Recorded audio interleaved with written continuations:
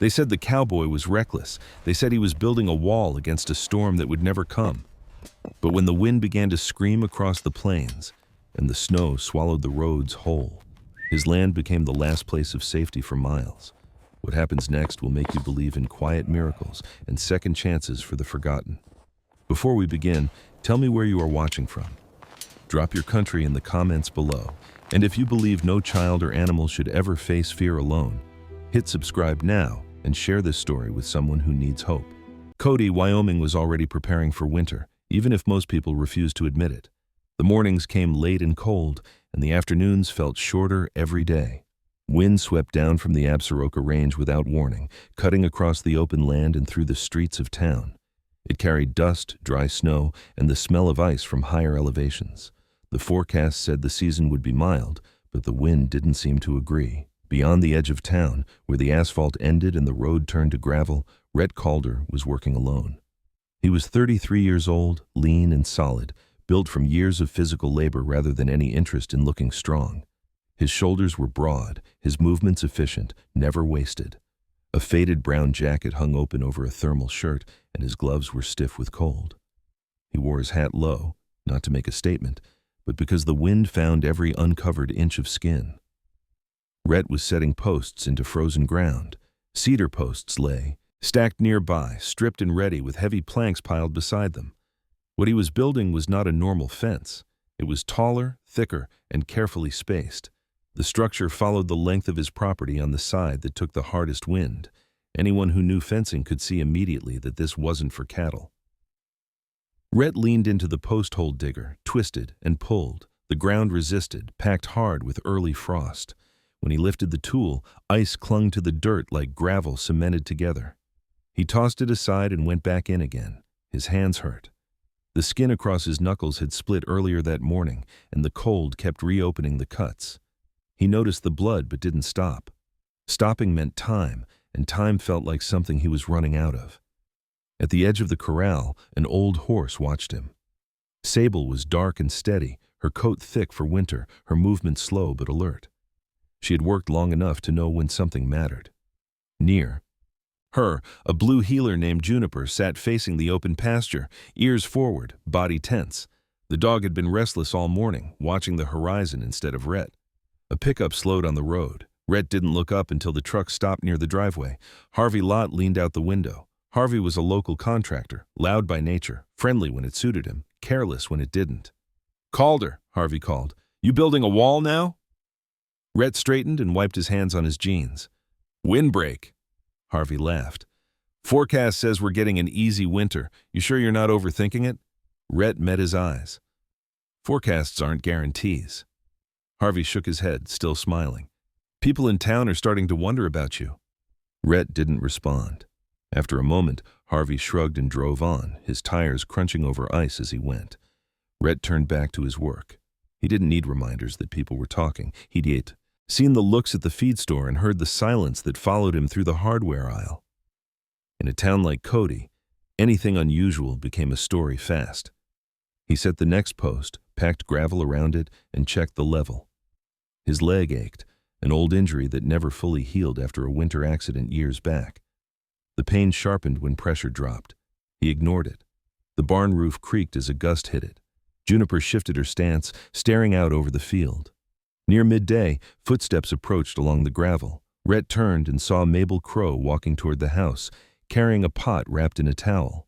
Mabel was in her mid-50s, average height, sturdy, with short silver blonde hair tucked under a knit hat. Her face showed years of Wyoming weather and little patience for nonsense. She had been widowed long ago and had learned how to speak plainly. People respected her because she didn't soften the truth. She stopped near the half-built structure and looked it over. "That's not a hobby project," she said. "No," Rhett replied. She held out the pot. "Soup." "I'm fine." She glanced at his hands. "You're bleeding." "It's nothing." "It's not." She pushed the pot closer. "Eat." Rhett hesitated, then nodded. 5 minutes. Inside the house, the air was warm from the wood stove. The space was clean and simple. No clutter, no decorations meant to impress anyone. A photograph hung on the wall above the table. It showed Rhett as a teenager beside an older man with weathered features and calm eyes. Silas Calder, the man who had raised him after Rhett lost his parents and taught him how to survive Wyoming winters. Mabel noticed the photo but didn't comment. They ate in silence for a moment. The soup was hot and filling, and Rhett realized how little he'd eaten lately. Mabel finally spoke. "People are calling you crazy." Rhett didn't look up. "They can. They will keep doing it," she said, "especially if someone decides your land is worth something." That got his attention. "If anyone shows up with paperwork," Mabel continued, "talking about selling or what's best for you, you call me." "I will," Rhett said. Mabel stood and pulled on her gloves. "I'll bring more food tomorrow, and if your hands look like that again, I'm taking you to the clinic." Rhett walked her to the door. The wind cut in as soon as it opened. Mabel stepped outside and headed back toward her truck, shoulders squared against the cold. Rhett returned to the yard and picked up another post. The light had dimmed, the sky flattening into a dull gray. The wind shifted direction, subtle but noticeable. Juniper froze, focused on the open land. Then the snow began, not falling straight down, but sliding sideways, thin and sharp, as if testing the ground before committing. Rhett set the post into the hole and tamped it down. He checked the line again and kept working. Winter hadn't arrived yet, but it was close. The snow that had tested the land the evening before did not stay long. By morning, it was gone, scraped away by wind that never seemed satisfied with what it took. Cody woke under a dull sky, the kind that pressed low enough to make even familiar places feel smaller. The temperature dropped sharply overnight, and frost clung to the edges of windows and the metal hinges of barn doors. Rhett Calder was awake before first light, not because of habit, but because his leg had begun to ache with a slow, insistent rhythm that told him the air was changing again. He stood at the kitchen sink with a mug of black coffee warming his hands, staring out at the yard. The half-built windbreak cut a dark line across the pale ground. It looked rough, unfinished, but already purposeful. Rhett did not feel pride looking at it. What he felt was pressure, quiet, steady, and familiar. The same feeling he'd carried years ago when a storm came down without warning and left no time for debate. Outside, Juniper waited by the door, her body tight with energy. She was 3 years old, young for a working dog, compact and fast, with a sharp mind that never rested. Rhett let her out, and she ran a short loop around the yard before stopping to scan the open pasture. Sable lifted her head in the corral, breath fogging the air. The old horse had seen many winters, and her calm came not from ignorance, but from experience. Rhett pulled on his jacket and went back to work. By mid-morning, the wind had shifted again, coming harder from the northwest. It struck the unfinished structure and broke around it in uneven currents, tugging at Rhett's coat and hat. He worked steadily, setting posts, checking angles, adjusting spacing. Every measurement mattered. This wasn't guesswork. It was replication. Around noon, he stopped, wiped his hands, and leaned against one of the set posts. His leg throbbed now, the pain sharp enough to demand attention. He knew better than to ignore it entirely. Pain was information. He just had to decide how much of it he could afford to listen to. He walked toward the barn, moving slower than before. Inside, the air smelled of hay and old wood. Sunlight filtered through cracks in the boards, cutting thin lines across the floor. Hanging from a peg near the tack area was an old leather saddle. The leather was dark and worn smooth, its stitching repaired in several places by careful hands. It had belonged to Silas Calder. Rhett had avoided touching it since the funeral. Silas had raised him from 13 on, after Rhett's parents were killed when their truck skidded off an icy mountain road. Silas was not a talkative man. He had believed in showing rather than telling, in letting mistakes teach their own lessons. He had also believed in preparation, especially where weather was concerned. Long before Rhett understood forecasts or pressure systems, Silas had taught him how to read clouds, how to watch animals, how to listen to the wind when it changed direction too quickly to be coincidence. Rhett reached for the saddle now, fingers brushing the leather. He lifted it down and set it on the bench. Juniper lay near the door, watching quietly. The saddle felt heavier than it should have. Rhett frowned slightly and ran his hand along the underside. His fingers caught on something stiff beneath the lining, paper folded tight. He froze. Slowly, he worked the lining loose and pulled out a yellowed envelope, creased from time and pressure. There was no stamp, no date, just his name written in a familiar hand. Rhett. His chest tightened. He sat down hard on the bench, the envelope resting in his hands. For a moment, he considered putting it back. Whatever was inside had been hidden deliberately, but Silas had never been a man for sentimentality without reason. Rhett opened it. The letter was brief, written in firm, deliberate strokes. If you're reading this, it means I'm not there to argue with you anymore. I hope you waited until you had to. What I'm leaving you isn't fear. It's preparation. Build the windbreak the way we talked about.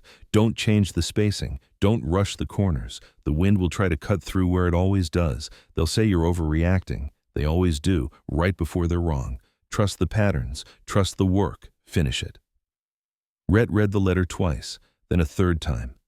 He didn't sit there long afterward. He folded the letter carefully and placed it inside his jacket, close to his chest. The pressure he'd felt since starting the build shifted. Not gone, but focused now, given shape. This wasn't stubbornness. It wasn't pride. It was continuity. Outside, an engine approached. Rhett stepped out of the barn and saw a newer SUV pull into the edge of his driveway. The vehicle was clean in a way that stood out in winter. No dust, no mud, tires still showing factory shine. A man stepped out, mid-40s, tall, with a narrow build and neatly trimmed beard. His coat was tailored, not practical. He moved like someone accustomed to offices and warm interiors. The man smiled easily as he approached. "Rhett Calder?" "Yes." "My name's Evan Holt." He extended a hand. "I represent a development group that's been looking into opportunities near Cody." Rhett didn't shake his hand. Evan didn't seem offended. "You've got a nice property here," he continued, glancing around with professional interest. "Good access, good exposure. We've heard you might be open to talking." Rhett crossed his arms. "You heard wrong."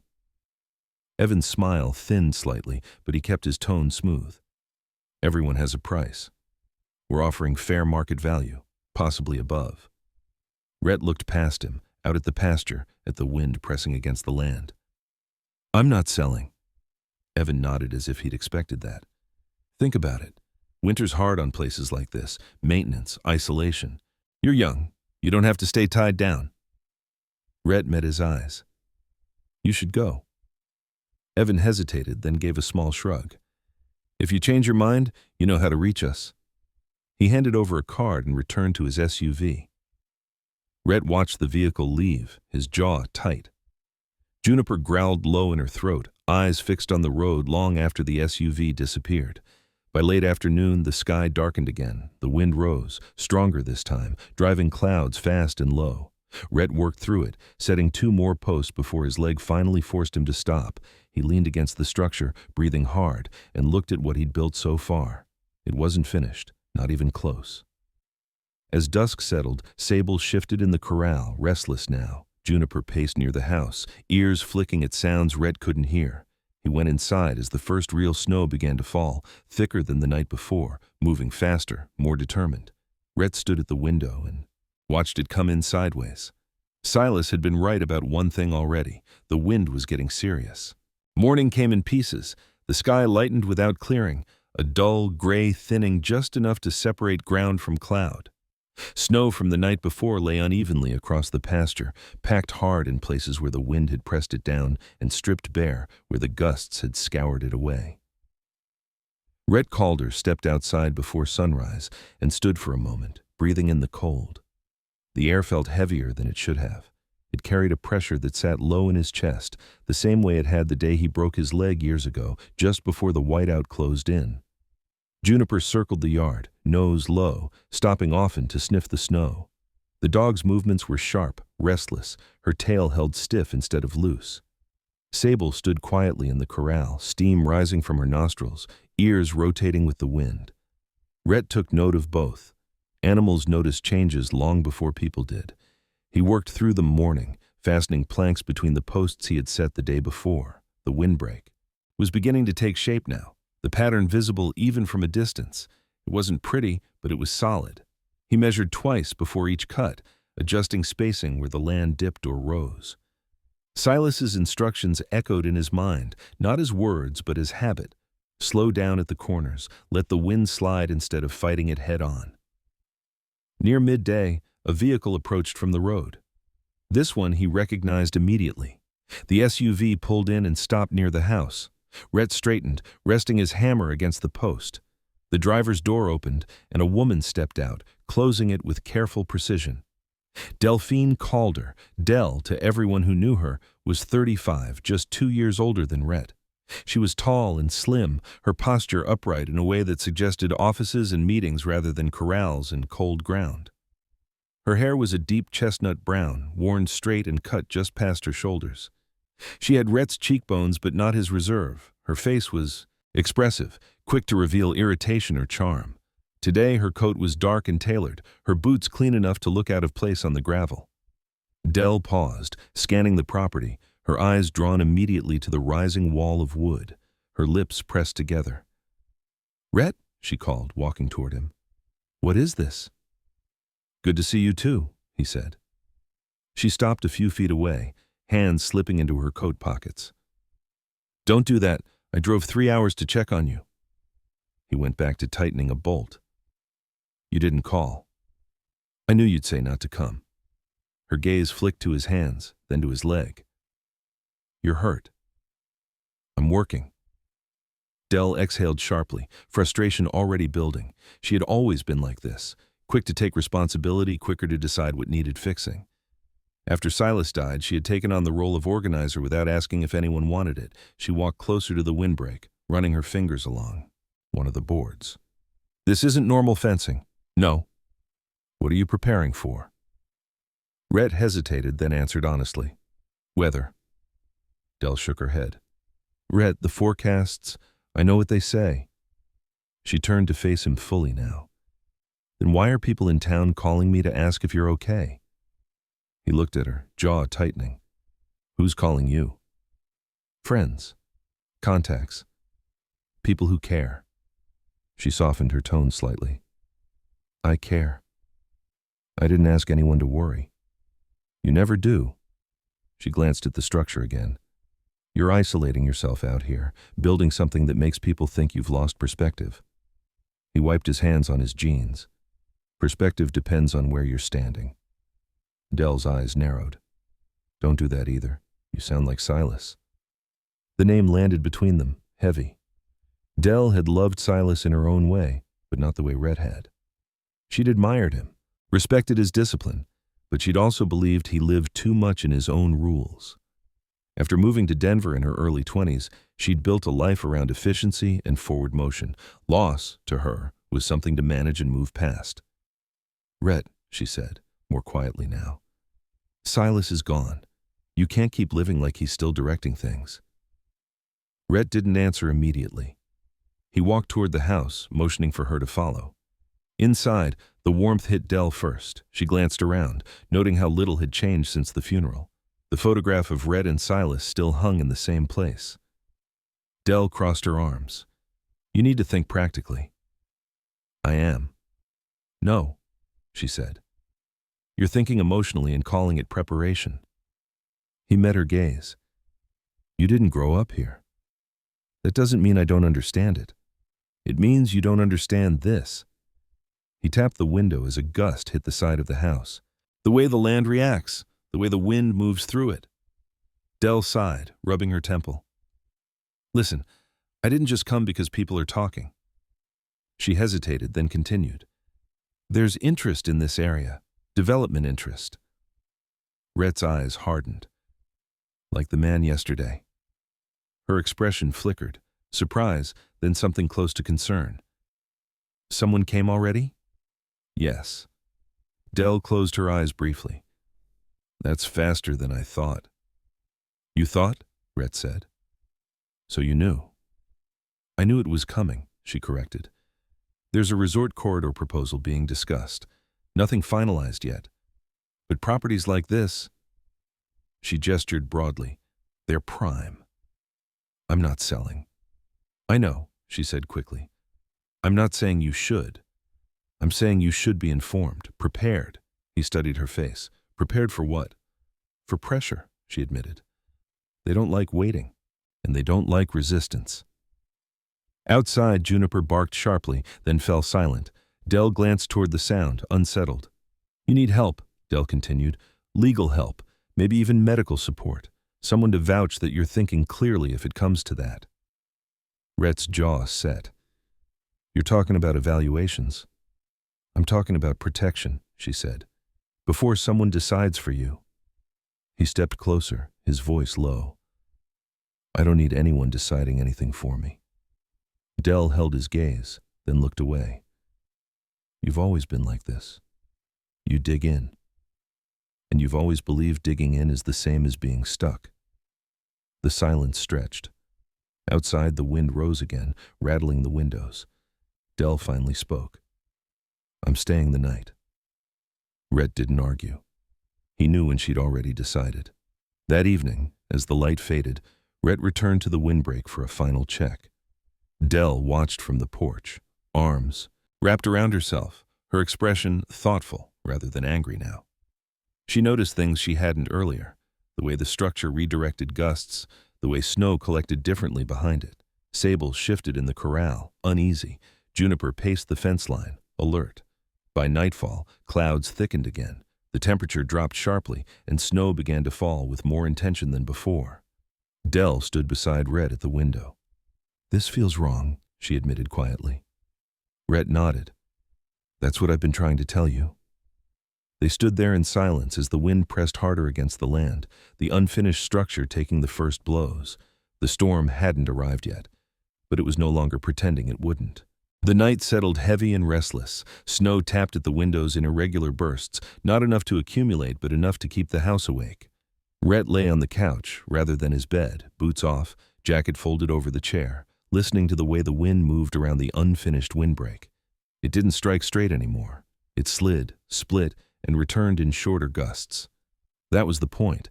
Still, he knew the structure wasn't ready. Not yet. Dell slept in the spare room. She had insisted on staying, insisting too on keeping the door half open, as if that would make it easier to hear him move in the night. Rhett had let it go, pushing back on everything exhausted him more than the work did. By morning, the snow had stopped. The temperature had dropped another 10 degrees. Rhett woke early, his legs stiff and aching, the familiar signal that pressure was falling again. He pulled on his boots and stepped outside. The sky was a washed-out gray, low and uncommitted. Juniper paced along the edge of the yard, tracking something unseen. Sable stood with her head lowered, ears angled back, a posture Rhett recognized from years of handling stock before a storm. Dell came out a few minutes later, wrapped in a sweater and coat, hair loose and slightly rumpled from sleep. She paused beside him, hands tucked under her arms for warmth. You didn't sleep, she said. Enough. She studied the structure again, closer now. It's deliberate, she admitted. I thought it was just brute force. It's not, Rhett said. It's flow. Dell nodded once, slowly. There's something else, she said. I didn't want to say it last night. Rhett waited. I talked to a lawyer friend in Denver, she continued. Off the record, he said when developers want land badly enough, they don't always play clean. They look for leverage. What kind? Competency, isolation, risk. She met his eyes. They build a case that someone isn't making sound decisions. Rhett's jaw tightened. You're still talking about evaluations. I'm talking about reality. Dell's voice sharpened, then softened again. Rhett, I don't think you're unstable, but other people don't need to think that to act like they do. Before Rhett could answer, another vehicle approached the driveway. This one was older, a weathered county truck with mud splashed along the sides. It stopped near the gate, and a man stepped out, pulling his collar up against the cold. Dre Vance walked with a slight limp, favoring his right side. He was in his early 40s, tall and narrow, with sharp features and a beard he kept trimmed close. His hair was already thinning at the temples, more from stress than age. Dre had grown up in Cody, left for school, then returned when the county offered him the meteorologist position at the small regional station. He believed in data and models, trusted numbers more than instincts, but he wasn't arrogant about it. He was cautious, careful. Some people mistook that for doubt. Morning, Dre called. Hope I'm not interrupting. Rhett shook his head. What's going on? Dre glanced at the structure, then back at Rhett. I wanted to talk, and I didn't want to do it over the phone. Dell folded her arms, watching him closely. Dre continued. We're seeing inconsistencies. Pressure drops that don't line up with the short-term models. Wind shear patterns shifting earlier than expected. He paused. It's not enough to issue anything official yet. But, Rhett said. But it's enough to make me uncomfortable, Dre admitted. I pulled historical data going back 50 years. There are similarities I don't like. Dell's expression changed. Similarities to what? Dre hesitated. To winters where we underestimated the onset. Rhett nodded once. You're starting to see it. I'm starting to question what I assumed, Dre corrected. That's different. Dell exhaled slowly. So what does that mean? It means, Dre said, that if something hits hard, it'll catch people unprepared. And when that happens, they'll look for someone to blame. He glanced at the windbreak again. Which brings me to why I'm here. People are asking about you, not just neighbors. County level. Dell stiffened. Asking what? Whether you're acting out of panic or planning, Dre said. Whether someone should step in. Rhett felt the familiar heat rise in his chest. And what did you tell them? Dre met his gaze steadily. That I see a man responding to environmental signals before the models catch up. Dell turned to Rhett, surprised. You said that? Dre nodded. I also said that if the county wants to question his judgment, they should question the forecasts too. Silence settled between them, broken only by the wind sliding along the boards. Dell rubbed her forehead. This is getting bigger than I thought. It usually does, Dre said. That's how these things work. A second car pulled in behind Dre's truck, sleek and black, tires crunching sharply. The door opened, and a man stepped out with deliberate calm. He was older, mid-50s, tall, with a rigid posture that spoke of authority. His hair was gray at the temples, beard neatly trimmed, suit coat heavy and expensive. His expression was polite but distant, eyes assessing everything at once. Rhett Calder? He asked. Yes. Thomas Greer, the man said, extending a hand. I represent Horizon Property Group. Dell's shoulders squared. He's not interested. Greer smiled faintly. I'm not here to buy. I'm here to discuss concerns. Rhett didn't take his hand. Concerns about what? Your well-being, Greer replied smoothly, and the safety implications of what you say. Building. Dre shifted his weight. Safety implications? Greer nodded. Large, unpermitted structures can pose risks, especially if built without engineering oversight. It's a windbreak, Rhett said. On my land. Which still falls under county guidelines, Greer replied. And when unusual behavior coincides with high-value land interests, oversight becomes necessary. Dell stepped forward. You don't get to frame his work as unusual just because it doesn't suit your timeline. Greer's eyes flicked to her, measuring. I'm not framing anything. I'm documenting. Rhett felt Juniper move to his side, body tense, a low growl building. Sable stamped in the corral, uneasy. This conversation is over, Rhett said. Greer studied him for a moment longer, then nodded. It doesn't have to be adversarial. We'll be in touch. He turned and walked back to his car. As the vehicle drove away, Dell let out a shaky breath. That was fast. That was pressure, Dre said, and it's going to increase. Rhett looked at the windbreak, then at the sky. Snow clouds were thickening again, darker now, more decisive. They can push all they want, Rhett said. I'm not stopping. Dell looked at him differently now, not frustrated, not dismissive. Concern was still there, but it had changed shape. If this turns into a legal fight, she said, I won't be on the other side. Rhett nodded. Good. By afternoon, the wind rose sharply. Dre left to update his station. Dell stayed, helping where she could, holding boards, passing tools, learning the rhythm of the work. She was slower, less sure, but she tried. As dusk fell, the first real accumulation began. Snow piled against the unfinished windbreak, collecting exactly where Rhett expected it to. He watched it build, his mind already calculating what still needed reinforcement. The storm wasn't here yet. But now, it wasn't just weather closing in. The storm that everyone had been talking around finally made its presence unmistakable, not with thunder or whiteout, but with a steady, deliberate tightening of the world. The wind no longer wandered. It chose a direction and stayed there, pressing against the land with patience. Snow fell in short, sharp bursts, piling where it found resistance and scraping bare everything else.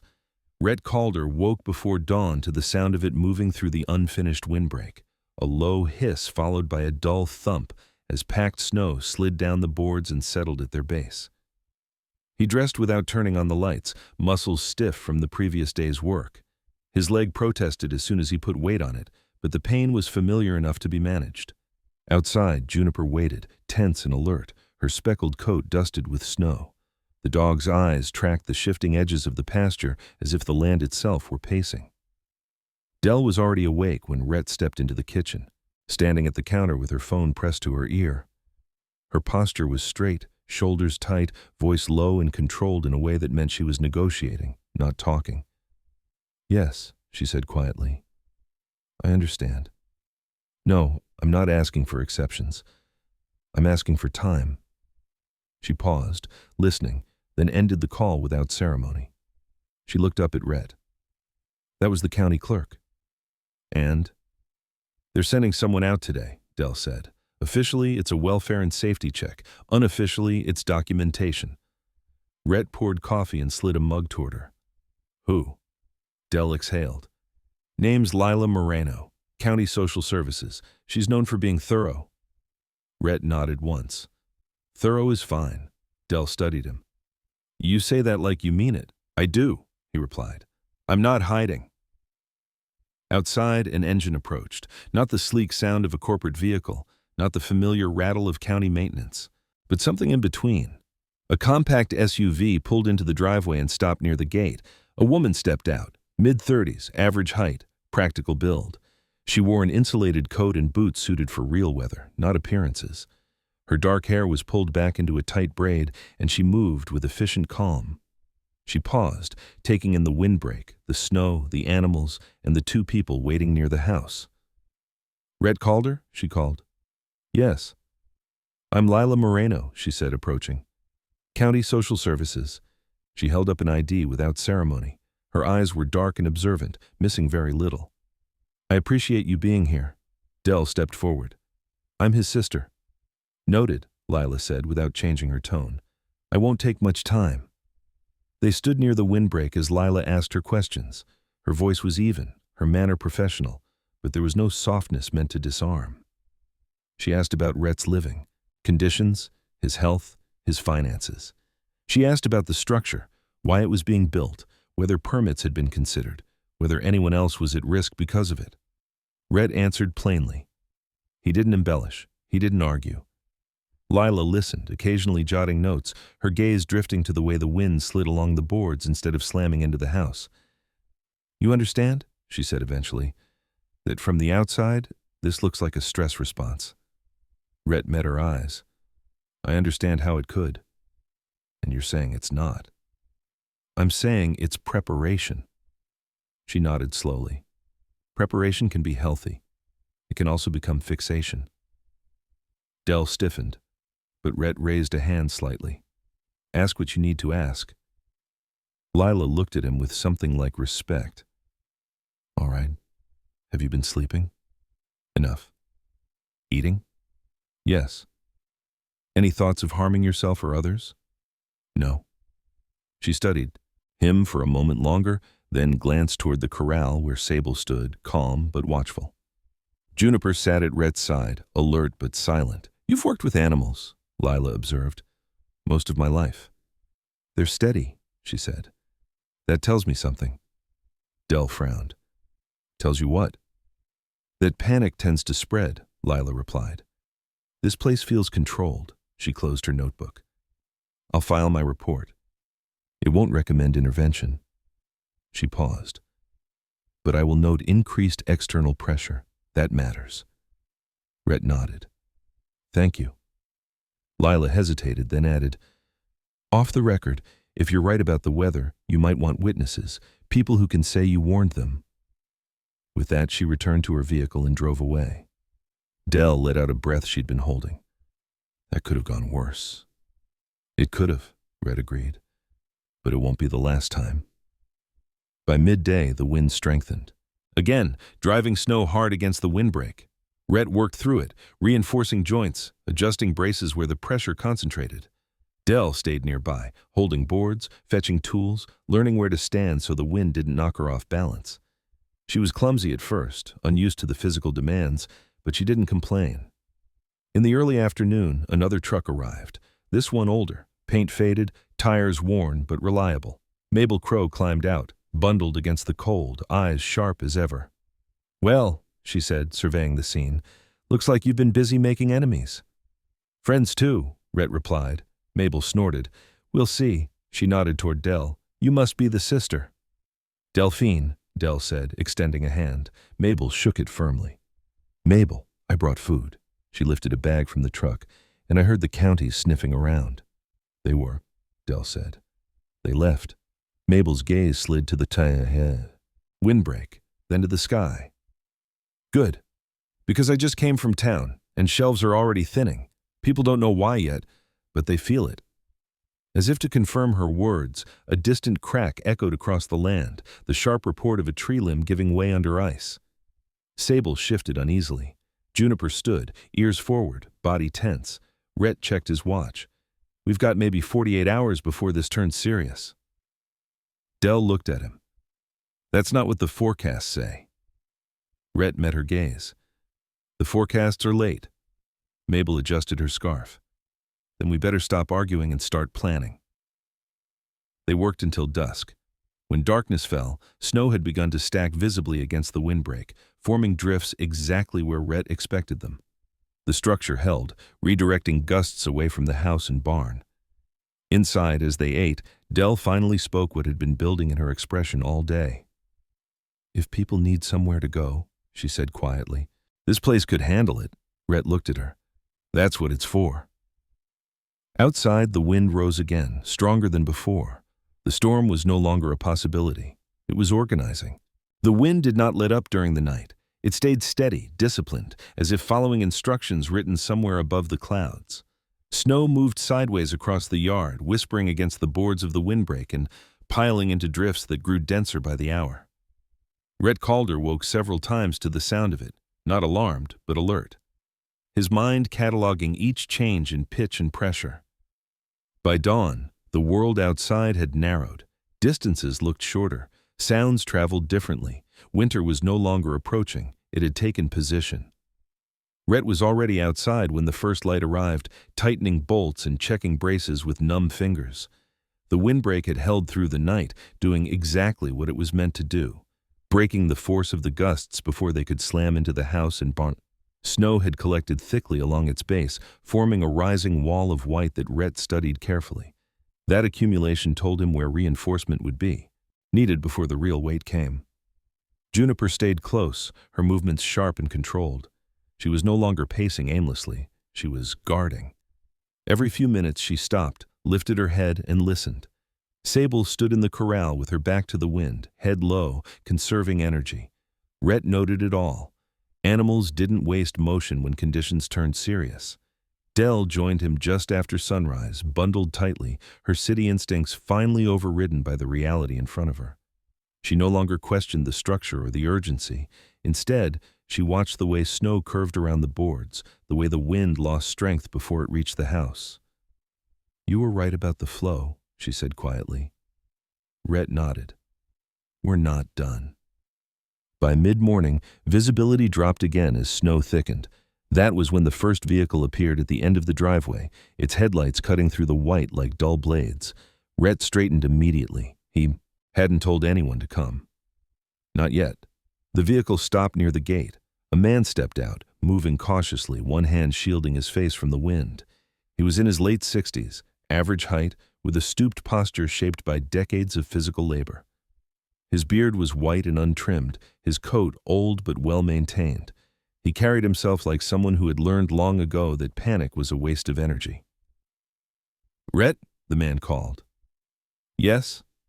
The man approached, boots crunching through snow. "Name's Harold Kincaid. I live 2 properties east. Been there 40 years. Rhett recognized him now. Harold kept to himself, spoke rarely at town meetings, and had a reputation for noticing things other people ignored. "I saw what you built," Harold said, nodding toward the windbreak. "Felt the wind change when I drove past." Rhett waited.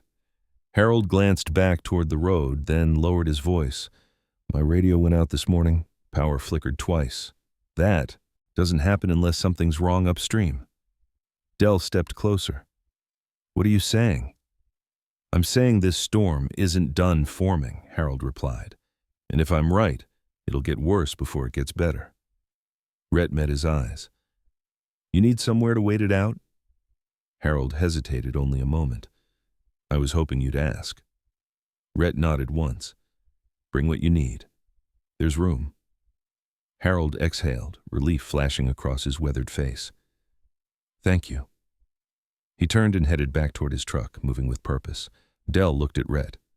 "You didn't even ask how long he planned to stay." "Until it's safe," Rhett said. "That's the answer either way."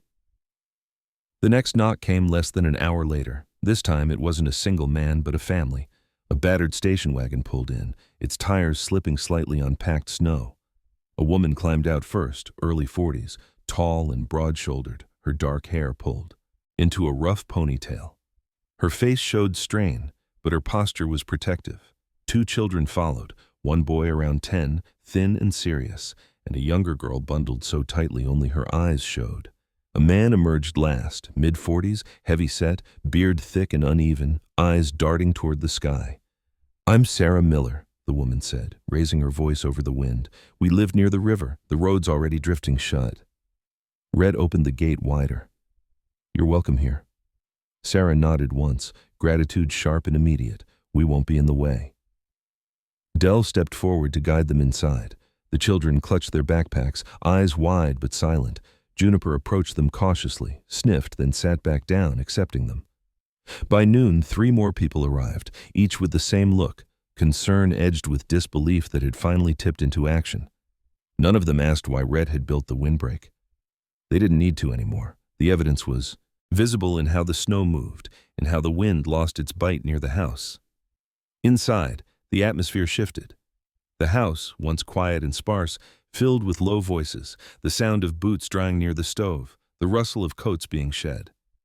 Dell moved through the space with unexpected ease, organizing without commanding.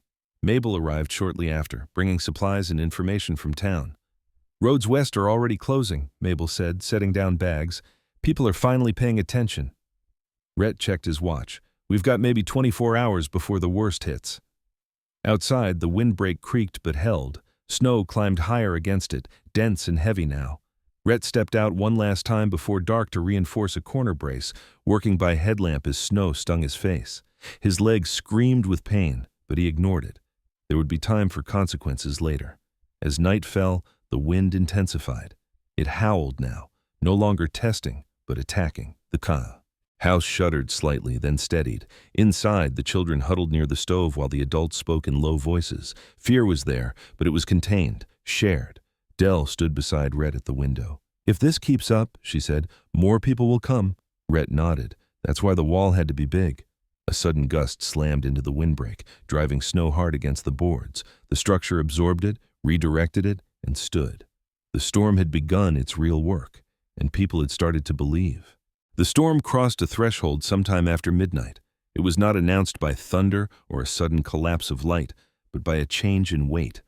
The wind grew denser, pressing instead of passing, and the snow that had been drifting turned granular and sharp, striking the boards of the windbreak with a sound like handfuls of gravel thrown hard. Rhett Calder felt it before he fully woke, an instinctive tightening in his chest, the same sensation that had pulled him upright years ago when the whiteout came down on the cattle run. He was on his feet before the house finished creaking. Inside, the room was dim and crowded. Coats hung from chairbacks and nails. Boots steamed near the stove. The children slept in uneven pockets of warmth on blankets pulled close to the floor. Adults lay where they could, couches, chairs, the narrow strip of floor along the wall, sleep-light and shallow, like people who had already accepted that rest was conditional. Dell stirred at the table where she had been sorting supplies by the glow of a lantern. She looked up at Rhett without asking. "It's worse," she said. He nodded. "It's here." Outside, Juniper rose from her spot by the door and stood rigid, ears forward, body aligned with the sound. The dog's speckled coat bristled along the spine. She did not bark. She listened. That silence told Rhett more than noise would have. He pulled on his jacket and stepped out into the night. The cold struck hard, immediate, like a slap meant to wake him fully. Visibility had shrunk to the length of the yard. The windbreak loomed dark and solid, its boards vibrating under impact. Snow slammed into it and piled high, then slid down in heavy sheets. The structure bent the force sideways, breaking the straight line attack that would have ripped at the house. It was working, but the margins were thinner now. Rhett moved along the length of it, checking braces by headlamp. His legs screamed with each step, pain sharp enough to blur the edges of thought, but he leaned into it, letting the rhythm of work steady him. He tightened bolts, reinforced a joint where the drift had grown too fast, and flagged a corner for daylight repairs if daylight came. Behind him, Sable stamped in the corral, uneasy but contained. The old horse had turned her back to the wind, head low, conserving heat and strength. Rhett checked the gate and added a line of rope to keep it from rattling loose. When a particularly violent gust tore across the pasture, he crouched and waited, letting it spend itself against the boards. Inside, the storm made itself known. The house shuddered, then settled. A pot clanged softly against the stove. A child whimpered and was hushed. Mabel Crow rose from her chair and began moving through the room with purpose, adjusting blankets, offering quiet words. Her movements were efficient, her voice steady. She had seen hard nights before and knew how to occupy them. Sarah Miller sat upright near her. Children. Arms wrapped around her knees. She was tall and broad-shouldered, her strength apparent even at rest, but her eyes tracked every sound. Her husband Tom paced near the back wall, beard damp with melted snow, hands flexing as if looking for work to do.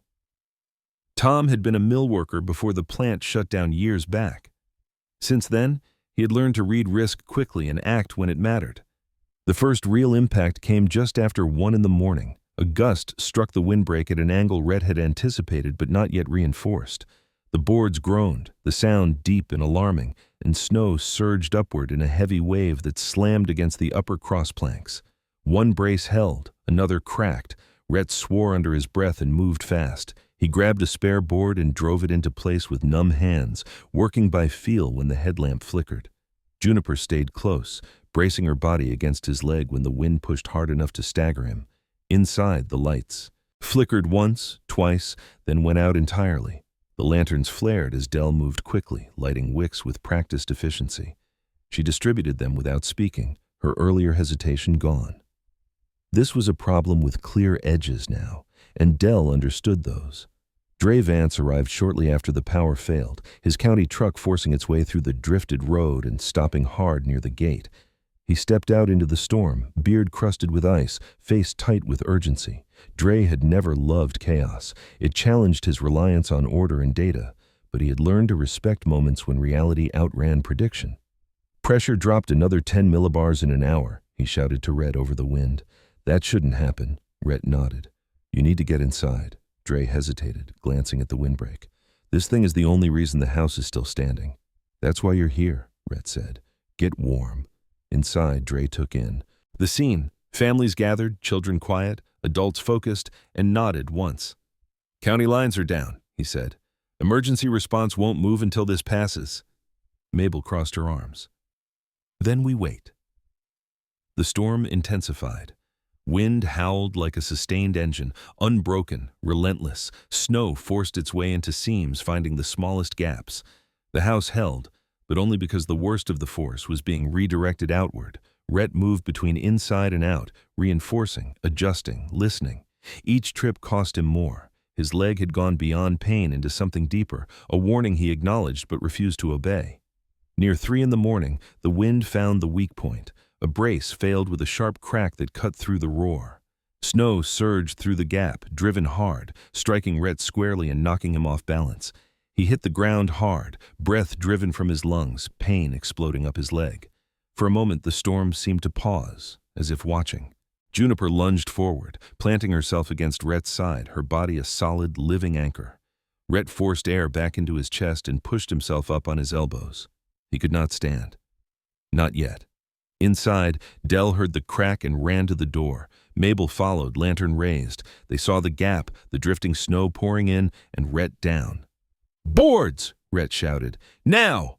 Tom Miller was already moving, hauling lumber from the stack by the barn. Harold Kincaid followed, slower but steady, his face set. Dre grabbed tools, his usual caution overridden by necessity.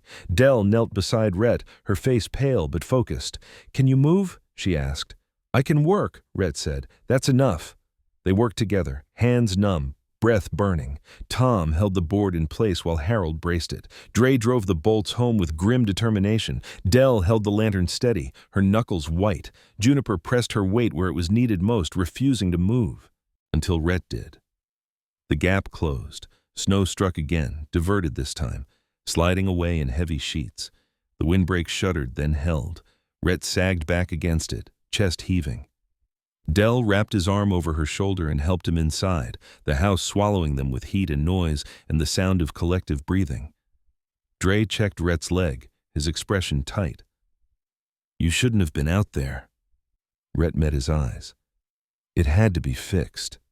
Dre didn't argue. He splinted the leg as best he could with what they had, hands steady despite the cold. The storm raged until dawn. Roofs groaned, trees cracked. Somewhere in the distance, something large gave way with a sound like thunder.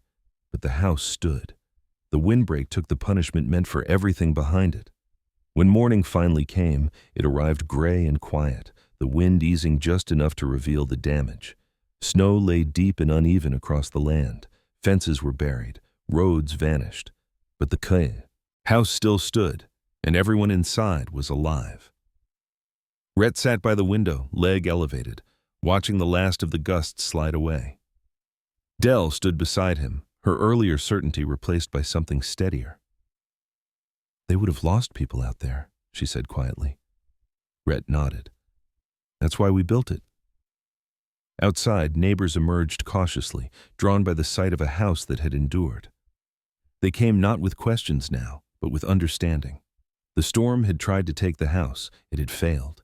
Morning did not arrive all at once. It crept in slowly, light filtering through a sky that looked scraped clean and exhausted. The wind had withdrawn to something cautious, no longer attacking but testing, as if uncertain whether it had truly been defeated. Snow lay thick across the land, reshaped into ridges and hollows that bore the clear record of violence. Trees leaned at odd angles, fences disappeared beneath white drifts. The world looked altered, but not destroyed. Rhett Calder woke to the smell of coffee and the low murmur of voices. For a few seconds, he forgot where he was and why his leg felt like it had been driven full of iron. Then, memory settled back into place. The crack of wood, the surge of snow, the weight of juniper pressed against him, the sound of people moving together instead of apart. He lay on the couch near the stove, his legs splinted and elevated, wrapped tight. Dre Vance sat nearby, scribbling notes in a small, weather-stained notebook, his brow furrowed in concentration rather than worry. Dre's beard was still crusted with ice, his eyes bloodshot from a night without sleep, but there was something different in his expression now. Certainty, maybe. Or respect. "You're awake," Dre said. Rhett nodded. "How bad is it out there?" Dre closed the notebook. "Worse than predicted. Better than it could have been." He glanced toward the window. The windbreak changed the local impact. That's not speculation. It's measurable. Rhett exhaled slowly. Dell stood near the table, pouring coffee into mismatched mugs. Her movements were calmer than Rhett had ever seen them. No urgency, no need to control, just purpose. She brought a mug to him and helped him sit up slightly. "You're not getting up," she said before he could try. "I wasn't planning to," Rhett replied, dry. She almost smiled. Outside, people began to move. Harold Kincaid stepped carefully through the snow, checking his truck, nodding to himself. Sarah Miller emerged with her children, pointing out where drifts had piled higher than the fence posts, turning it into a lesson rather than a threat. Tom Miller joined Mabel near the barn, assessing damage, already talking through repairs. The house had become something else overnight, not just shelter, but a point of reference. People oriented themselves around it, measuring loss and safety in relation to how close they had been to it. By late morning, more vehicles appeared at the end of the road, slow-moving, cautious. Neighbors who had sheltered elsewhere, county trucks finally pushing through, utility workers taking stock of fallen lines. Among them was Thomas Greer, stepping out of his sleek car with visible discomfort as snow soaked into his polished shoes.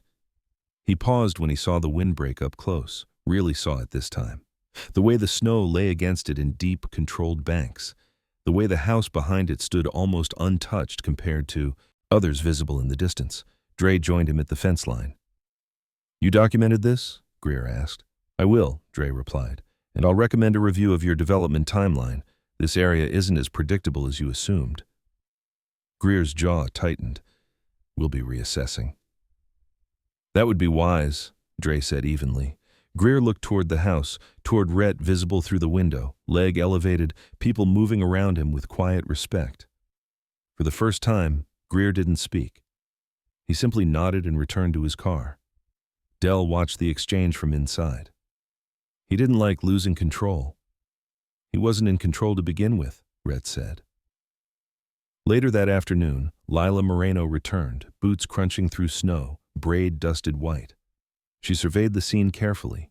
People working together, no panic, no disorder. "I'll amend my report," she said. "This is community response, not dependency." She paused, looking at Rhett. "You may have saved lives." Rhett shook his head slightly. "They saved each other." Lila smiled at that and left. By evening, the storm's grip had fully loosened. The sky cleared to a pale, aching blue. The cold remained, but it was honest now. Predictable. People gathered near the windbreak, touching the boards, tracing cracks where repairs would be needed. Tom Miller approached Rhett, awkward, hands shoved into his coat pockets. "I've worked a lot of bad nights," he said. "Never seen someone plan for one like this." Rhett met his gaze. "I didn't plan alone." Tom nodded once, understanding exactly what that meant. As the light faded, Dell sat beside Rhett on the couch, the house quieter now as families prepared to return to what remained of their homes. "I was wrong," she said quietly. "About a lot of things." Rhett looked at her. "You still came." She swallowed. "I almost didn't listen. I won't make that mistake again." He reached out, squeezing her hand once. Days passed. Power returned. Roads reopened. Reports were filed. Dre's data circulated far beyond the county. Questions were asked, not about Rhett's sanity anymore, but about his foresight. The windbreak was studied, photographed, measured, not as a curiosity, but as a model. Offers came. Not to buy the land cheaply, but to support, to collaborate, to learn. Rhett refused most of them. He accepted one, funding to reinforce the structure and help neighbors build their own defenses. His leg healed slowly, too slowly for his liking. Juniper never left his side, resting her head against his knee as if guarding the pain itself. Sable remained steady, carrying weight again when Rhett could ride. One afternoon, weeks later, Rhett stood with a cane at the edge of the windbreak, Dell beside him, the land quiet and bright under fresh snow. "Think it'll happen again?" she asked. Rhett looked out across the fields where drifts lay. Calmer now. "Storms always come back." Dell nodded. "Then we'll be ready." Rhett rested his hand on the rough wood. The wall stood firm, scarred but solid, bearing the marks of the night it had been tested. The storm had passed. What remained was trust, earned, shared, and rooted deep in the ground that still stood. Sometimes miracles don't arrive with thunder or bright light. Sometimes they come quietly. Through a man who refuses to give up, through a wall built with tired hands, through love that keeps working even when no one is watching. This story reminds us of something deeper, that God often answers prayers not by removing the storm, but by giving someone the strength to stand before it, a heart willing to prepare, hands willing to protect, a soul willing to believe when the world doubts. In our daily lives, we all face storms, illness, loneliness, fear, loss, and sometimes we wonder why God allows them to come. But maybe the miracle is not that the storm disappears, but that we discover we are not as weak as we once believed. That help arrives, that faith holds, that love remains. If this story touched your heart, please share it with someone who may be walking through their own storm. Leave a comment below and tell us what part moved you the most, and if you believe that no child, no animal, no soul should ever face fear alone, please subscribe to the channel and join our growing family of hope. May God bless you, may He protect your home, may He calm the storms in your life, and may you always find light, even on the darkest nights. Thank you for being here.